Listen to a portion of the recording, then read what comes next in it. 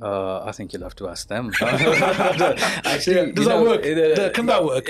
Like a faceless, a little bit of a faceless it can brand. work. I think just to pick off from something that Ajmal said, he's right. I agree with him as well. That if you are the brand and your face is out there, you're putting more into the pot.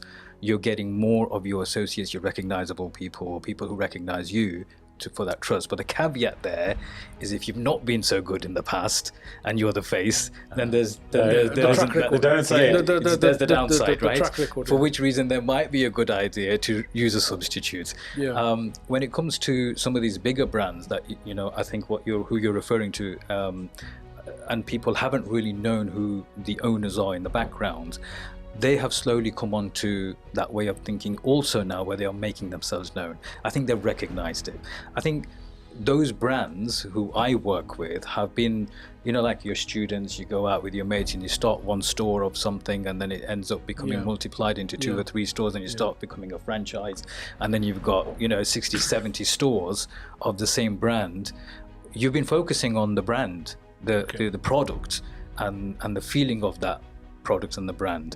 You've not necessarily picked up on your personal brand. But when you get to a stage where you have to start making yourself known among certain circles, in front of certain platforms, or owners of platforms or mediums, then you have no choice but to represent your brand.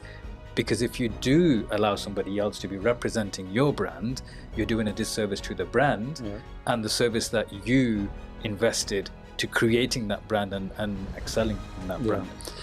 There's also a risk of being the face of the brand, so let's talk about that as well. If you want to start a business with the aim of selling it in 3, 4, 5 years, and you are the face of the brand, you then tie yourself to the brand, and it becomes much more difficult to dispose of. So that is the downside of being the face of the brand as well. Okay.